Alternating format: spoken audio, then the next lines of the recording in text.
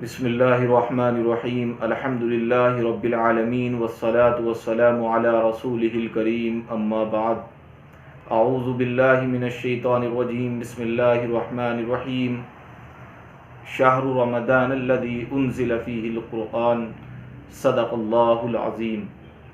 معزز ناظرین کرام، السلام علیکم ورحمۃ اللہ وبرکاتہ۔ آج پھر آپ کی خدمت میں یہ بندہ ایک نیا پیغام لے کر کے حاضر ہوا ہے، اور وہ پیغام یہ ہے کہ رمضان کا مہینہ بڑا ہی برکتوں والا مہینہ ہے، رحمتوں والا مہینہ ہے، بڑا ہی مقدس اور پاکیزہ مہینہ ہے۔ قرآن و حدیث میں اس ماہ کے بہت سے فضائل بیان کیے گئے ہیں۔ اللہ تعالیٰ فرماتے ہیں شہر رمضان الذی انزل فیہ القرآن، کہ رمضان کا مہینہ وہ ہے جس میں قرآن مجید کو نازل کیا گیا ہے۔ تاریخی روایات سے معلوم ہوتا ہے کہ قرآن مجید کے علاوہ بھی بہت سی آسمانی کتابیں اللہ رب ذوالجلال نے رمضان کے مہینے کے اندر ہی نازل فرمائی۔ توریت اسی ماہ مبارک کے اندر نازل ہوئی، زبور اسی ماہ مبارک کے اندر نازل ہوئی، انجیل اسی ماہ مبارک کے اندر اتاری گئی۔ احادیث کے اندر بھی بہت سے فضائل رمضان المبارک کے بیان کیے گئے ہیں۔ ترمذی کی ایک روایت ہے، حضرت ابو ہریرہ رضی اللہ تعالیٰ عنہ اس کے راوی ہیں، فرماتے ہیں کہ اللہ کے نبی نے ارشاد فرمایا کہ جب رمضان کی پہلی رات آتی ہے تو شریر جن اور شیاطین کو قید کر دیا جاتا ہے، بیڑیوں میں جکڑ دیا جاتا ہے، لہذا جو آزادی ان کو غیر رمضان میں ہوتی ہے وہ رمضان میں نہیں ہوتی۔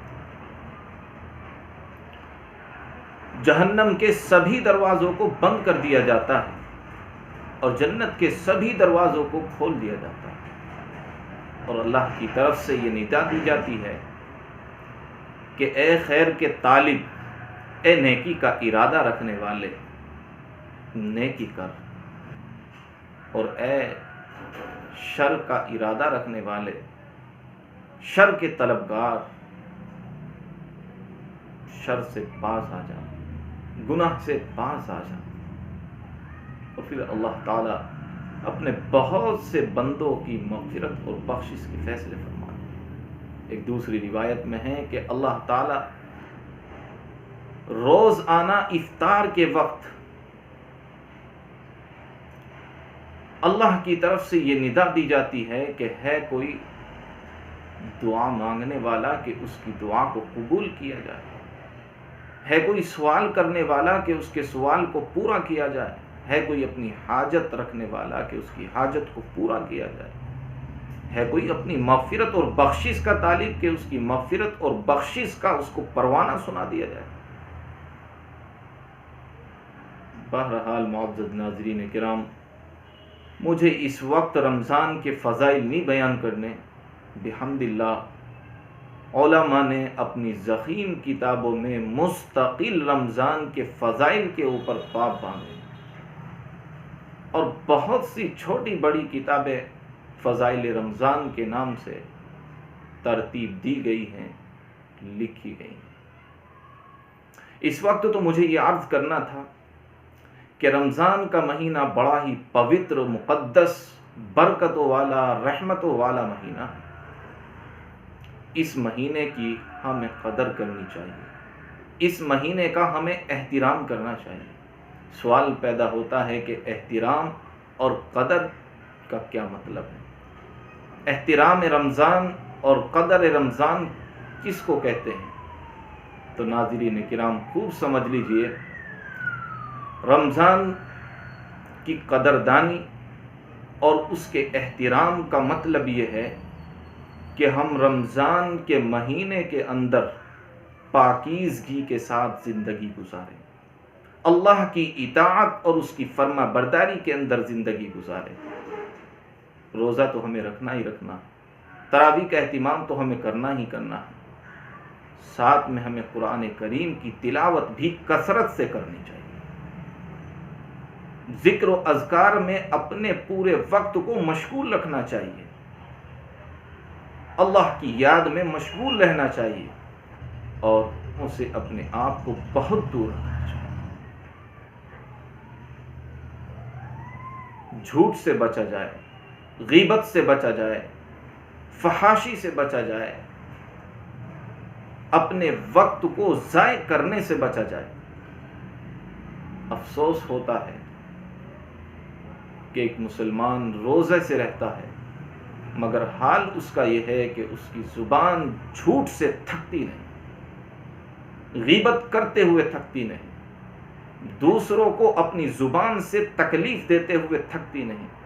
ہائے افسوس، یہ رمضان کی قدر نہیں، یہ رمضان کا احترام نہیں. ناظرین کرام، رمضان کا احترام بہت بڑی چیز ہے. ایک واقعہ کتابوں میں لکھا ہے کہ کسی شہر میں ایک اللہ کے ولی رہتے تھے. ان کے پڑوس میں غیر مسلم بھی رہتے تھے.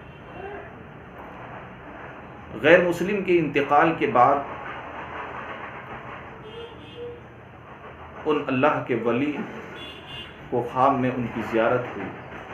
ان کو خواب میں دیکھا، اس حال میں دیکھا کہ یہ غیر مسلم جنت کے باغات میں ٹہل رہے ہیں، سیر کر رہے ہیں. ان اللہ والوں کو بڑا تعجب ہوا. تو اس غیر مسلم نے کہا کہ بھائی، تم کو میری اس حالت پر، میری سیر و تفریح پر اور اس راحت و آرام پر تم کو تعجب کیوں ہو رہا؟ اس اللہ کے ولی نے کہا کہ مجھے تعجب اس بات پر ہو رہا ہے کہ جن باغات میں آپ ٹہل رہے ہو، ان باغات میں ٹہلنے کے لیے ایمان شرط ہے، مسلمان ہونا شرط ہے، اور آپ تو غیر مسلم تھے.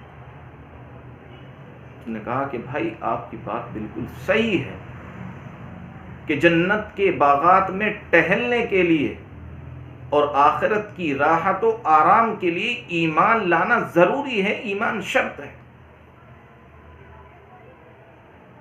مگر میرے بھائی، یہ تمہیں کس نے کہہ دیا کہ میری وفات، میری موت بے ایمان ہونے کی حالت میں ہوئی ہے؟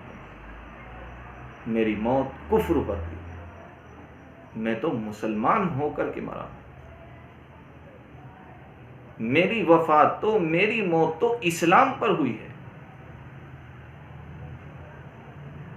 اور میرے اسلام لانے کا جو سبب بنا ہے وہ احترام رمضان بنا ہے. اور وہ واقعہ بنا ہے کہ میں ایک مرتبہ رمضان کا مہینہ چل رہا تھا، میں اپنے گھر کے دروازے سے باہر نکلا تو میرا بیٹا ایک فروٹ اور پھل بیچنے والے سے پھل خرید کر کے سڑک پر کھا رہا تھا.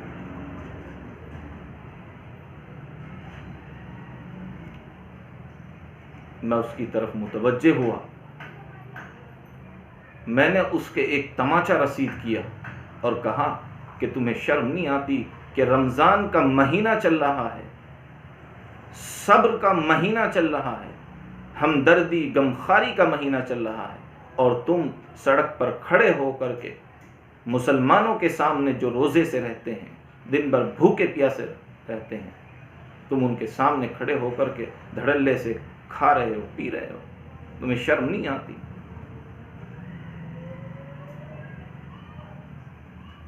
میرے ساتھ یہ واقعہ پیش آیا.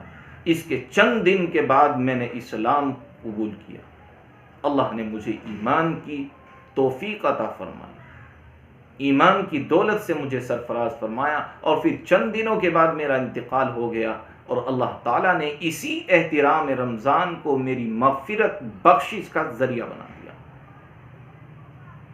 ہمیں ہوش کے ناخن لینے چاہیے کہ ہم روزے سے رہتے ہوئے بھی ان چیزوں سے باز نہیں آتے جن چیزوں سے ہمارا رب، ہمارا پروردگار ناراض ہوتا ہے. ناظرین کرام، رمضان کی قدر کیجیے، اور رمضان کی قدر کا مطلب یہی ہے کہ ہم اس ماہ مبارک کے اندر اپنے آپ کو اللہ کی اطاعت اور فرما برداری میں زندگی گزارنے والا بنائیں، اور ہر اس کام سے بچنے والا بنائیں جس کام سے ہمارا پروردگار ناراض ہوتا ہے، تاکہ اللہ تعالیٰ اس ماہ مبارک کی برکت سے دیگر مہینوں میں بھی ہمیں پاکیزگی کے ساتھ زندگی گزارنے والا بنا دے۔ ناظرین کرام، یہی تھا آج کا پیغام۔